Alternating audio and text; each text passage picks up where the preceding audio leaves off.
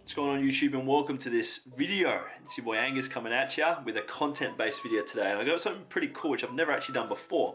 And what it basically is today I'm going to be giving you some real raw and kind of like unedited, or it kind of is edited to a bit because I add some music and whatever, but real raw footage of myself in a one-to-one coaching call with, you know, yeah, like it's just footage from when I have a one-to-one call with someone.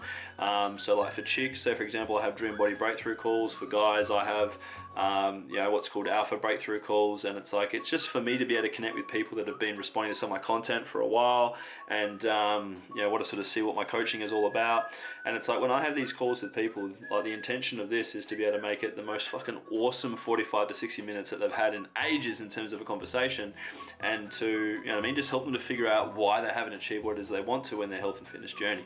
Because I'm so sick of seeing guys and women and people just wasting time, energy and money on just dumb fucking shit that doesn't really have anything to do with what the goals that they have, and they're just following along with what social media and whatever tells them to do.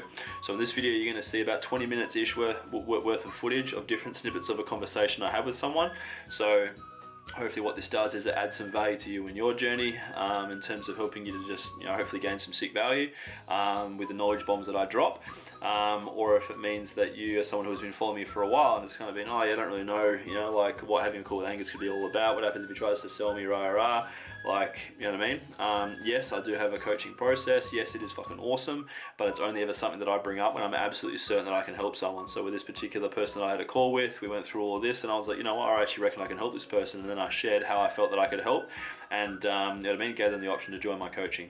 So enjoy this content. It's going to be sick, and make sure that, hey, if you're new to this channel, you know, I don't only just post content videos, I post all sorts of cool stuff, so make sure that you press subscribe, so that way you can be, you know what I mean, amongst the action with all my other videos that I post. And make sure you go back and check old videos. And if you're a returning subscriber checking out this video, thanks for stopping by and investing some time to watch this video. I don't take it lightly. Make sure you press like, let me know in the comments below what you take away from this video, and yeah, let's get stuck into some content. I guess what you can call difference between the two. So weight loss is kind of like where you are, you're eating, you know, like in a massive calorie deficit, and you're doing typically cardio and a little bit of weight training maybe or whatever. So this isn't really giving your body much valid reason to keep a hold of the muscle that it's got. Whereas for fat loss, what's actually happening is that your, you know what I mean, your whole goals are aligned around building and maintaining muscle, and then eating enough to tell your body and to give it reason to only let go of body fat. And this is why, if you can learn how fat loss works and be consistent with it over time, well then what's going to happen here is that you learn how to actually control your aesthetic appearance, and naturally your health is going to be so much better as well, because you're kind of eating the right amount of food that's going to keep you healthy but fuel you for performance to get stronger, and to you know what I mean, not give your body any reason to let go of muscle, right? So when you've done keto and stuff in the past before, right, like keto can actually be something that works for guys, right? Like some guys don't do well on eating lots of carbs, so therefore with them doing keto, where you're introducing more fat, you're eating moderate protein, and you know what I mean, you're eating a limited amount of carbs, keto works because it puts you into a calorie deficit, right? That's the essence and the crux of what forms all diets, is that it puts you into a calorie deficit, so you're taking in less calories than what your body requires to maintain, right? So here's you who's over here counting calories and doing keto, but it sounds then, well, you weren't able to make it stick because, well, chances are, bro, is that you actually enjoy carbs, right? And therefore it felt like a bit of a chore, and because there wasn't that joy there, no wonder why you kept struggling with motivation to be consistent, and then that became something that was a failed attempt at trying to lean down and achieve your goals. Does that make sense? It's been going on and off, up and down with this journey for about a decade now, really, when we look at it, right? Obviously you've had some points of time where you were consistent and when you were committed and when you were on point, but then you've had times where you were kind of off track or off the wagon or whatever. And this is what happens to a lot of guys, right? Like a lot of guys go through that, not because they're not motivated guys, but because they don't really have a proper concept as to what they're doing or why they're doing it, and they're kind of just winging it and hoping that they're going to get the return from their efforts. You see what I mean? And like a classic scenario of what someone's confused with is just like, oh, what should I eat and when, what supplements to take, what vitamins are worth putting money into, all this sort of stuff. And a lot of guys will hit up Dr. YouTube, Dr. Google, things like this to try and self-diagnose and find the answers to their problems. But then what I usually see happening is that it results in more confusion. So it's like you're taking in all this new information that contradicts what you thought you knew, and you don't feel more empowered and more certain, do you? You kind of feel worse off, and it kind of makes you facepalm yourself even more. And you know what I mean? So you're not alone with those feels, right? But to kind of clue you in, man, understand that it's like with goals like yours, to kind of, you know, as you should have sort of shared here in your questionnaire, to kind of shred body fat and have your six-pack back and that sort of thing, right? The biggest attributes that will allow you to achieve that isn't to necessarily dial in on maximizing supplements and stuff like that, because to be honest, your goals can actually be achieved with very minimal use, if not, you know, kind of cutting out supplements altogether, because it's about learning how to make food work for you, because a lot of the stuff that's actually in supplements is naturally occurring in food. Same as like vitamins and all those sort of pills that guys take, right? The vast majority of them, man, are like isolated in a way where it's not really bioavailable for your body to actually use. So your body will actually pee out a lot of those, you know, nutrients. It doesn't recognize what's going on, right? So say, for example, for me, the only supplements that I actually take at the moment are a protein powder here and there, right? And sometimes I utilize magnesium if my sleep is kind of inconsistent because I'm stressed or like I've got a heap of shit on. Sometimes here and there a fish oil pill for those omega-3 fatty acids because I'm not eating much fish at that time. And that's it, right? Whereas old school me used to smash probably about $300 to $500 a month into supplements alone. Why? Because that's what I thought at the time was necessary, right? And naturally, because I was trying to figure this shit out all on my own, it results in a lot of wasted time, energy, and money with going at the journey solo, right? It wasn't until I was actually working closely with someone who, you know, I mean, I could relate to and trusted their process and felt aligned with, that getting coaching from them kind of allowed me to fast track that whole process and losing all the weight that I wanted to. And you know what I mean? Like it saved me time, money, all that sort of stuff, right? So that's time travel. So now it's like when I work with guys, I want to bring that back to them as well, to be able to take that guesswork, to take that confusion, take all that away from them and kind of be like a rudder to their ship, where they're the engine that's kind of fueling this process and moving us forward. And I'm the rudder that's able to keep them directed, so that way they're doing the work, but it's all the right work. So that way there's no more guesswork, there's no confusion, and therefore we can get them from A to B so much more efficiently than as if they were winging it, going solo and trying to, you know what I mean, figure it all out by themselves. Your goals, you've kind of been going after them in a way where what you're doing to try and get to the goal isn't stuff that you're going to be able to utilize to maintain afterwards. So what that then kind of means is it's like once you get to that goal, you might have done it through keto or restrictive dieting or just a restrictive meal plan or whatever. So it's like once you get to that goal, if you try and go back towards normality or what you're doing before, you're just going to gain all that weight back that you lost and be back at square one again, right? So it's like the process that I encourage instead is beginning with the end in mind. So it's like if you know that you want to be lean and strong and have an awesome rig and whatever, but you also enjoy burgers and all this sort of shit, right? And you want to be able to continue to eat that stuff ongoing while you're also lean, it makes sense to learn how to start with that to get those results. So that way, once you get towards where you want to be, you can maintain that ongoing, because what you've actually been doing to get there is enjoyable and stuff that you can continue onwards as part of a new lifestyle. Does that make sense? So why I've been able to create year-on-year progress with my own physique and my strength and stuff like that, right, is that I don't see any food as good or bad, bro, right? I don't see food as clean or junk or anything like that.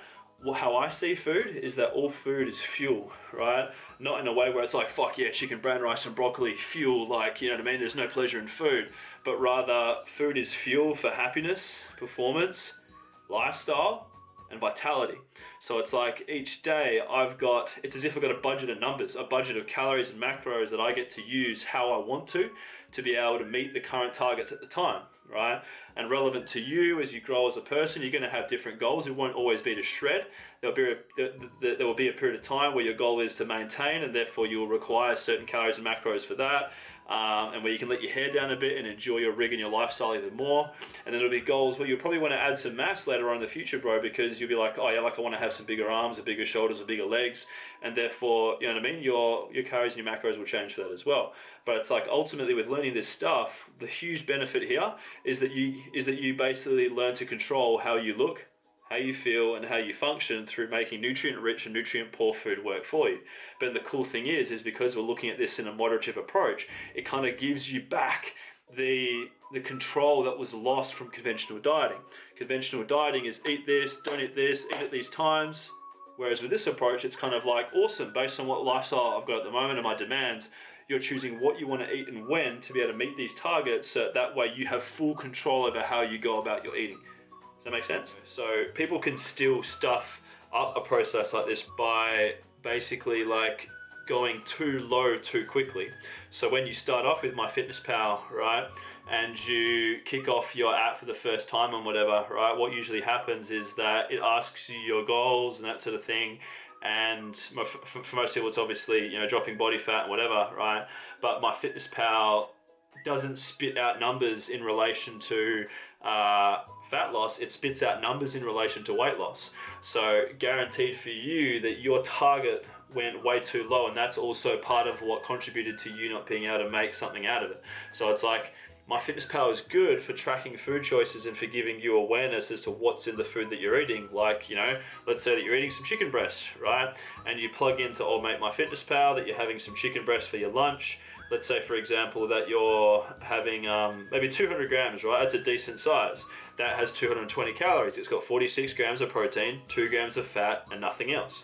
Whereas if you weren't tracking that and you just ate some chicken, you would have no conscious awareness as to what's in that, and therefore overall, from a quantitative perspective, how many calories you're consuming in relation to how much you actually should be having. You see what I mean? So it's like the other day when I did this in terms of like just for gags, basically setting up a MyFitnessPal profile new under a different email and stuff so that I could see if this actually happens. It gave me, right, targets of 1800 calories, which was basically under by just over 1,000 in terms of, if I was to start cutting body fat now, I know how much I would need. It was pretty much 1,000 calories off, right? So as you can see, weight loss puts things into too much of an aggressive calorie deficit. Too much of that will lead to your body letting go of muscle, because muscle is metabolically alive. It costs a lot of energy to keep that sort of stuff, whereas fat tissue costs you absolutely nothing, right? So as you can see, if you're in that much of a deprived state, you can probably guess what your body's going to be more inclined to let go of. See what I mean? Yeah, and that's what happened to you. This is why that became a chore and why it was hard, and probably why you tried to, you know what I mean, be super clean or whatever with trying to utilize your food choices, because your calorie intake was actually shit.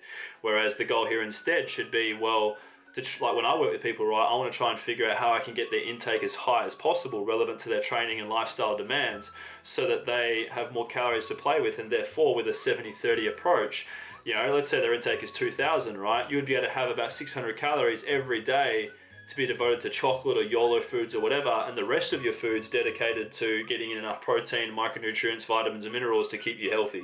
You see what I mean? And with an approach like that, damn man, like it makes things so much more enjoyable, and you actually start to learn how to make food work for you again and enjoy your food choices. Does that make sense? One's has the mindset where like, you don't necessarily need to have the answers, but it's like, if you have the committed mindset who's committed to growth and being solution focused and whatever, right, it then means that because you have a headspace like that, it means that if someone else can come in and bring the information and the programming and stuff like that, because you have that mindset, it means that in the face of fear or adversity or life throwing a curveball or whatever, you're in a much better situation to be able to still be consistent with doing the work because of how you think as a person and because you're committed to finding the outcome. Whereas someone who is kind of like just interested in achieving the outcome of getting lean, getting strong, getting shredded or getting toned or whatever, right? Likes to say, for example, if someone thinks like that and I bring to them the best plans, programming, whatever, right? That means that as soon as life throws a curveball or something shit happens in their life or whatever, right? You can probably guess how they're going to think. They're going to crash and burn because they're not really committed, and their pattern is that as soon as life gets hard or things don't go according to plan or whatever, they quit. Like I had someone who I was working with a while ago who was crushing it at the start. They had a really strong why. They said they wanted to do it to be able to be a role model for their partner and to be able to just have a bit of vitality about life and whatever.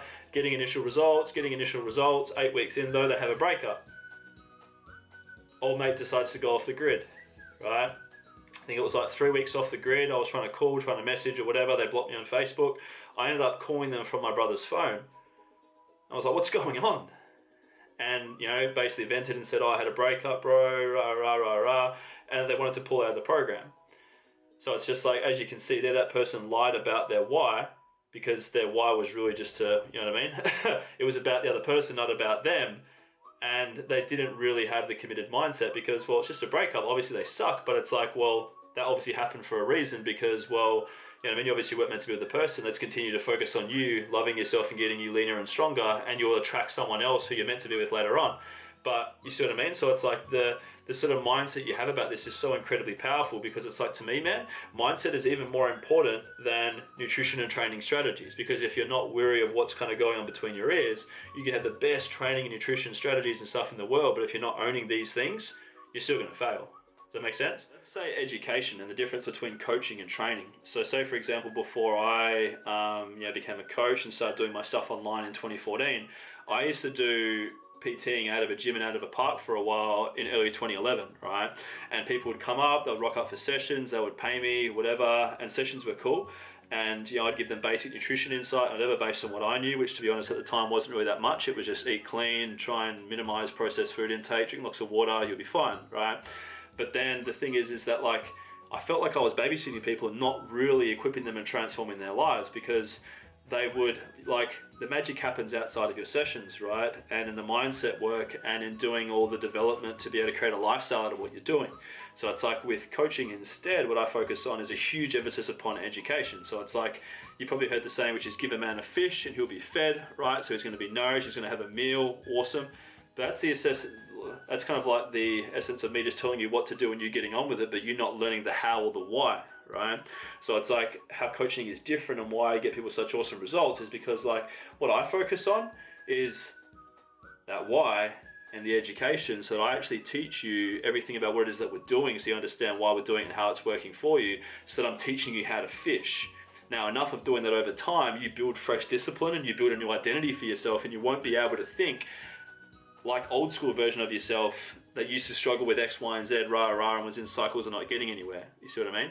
So it's like with this education, the whole idea is it's like you learn through action and progression, not perfection. So that way it gets to a stage of flow where you don't have to think about it anymore. And it's kind of just all coming to you, and you built a lifestyle to the point where obviously you get towards where you want to be and then some. And I've gotten you to a stage where it's just like, awesome.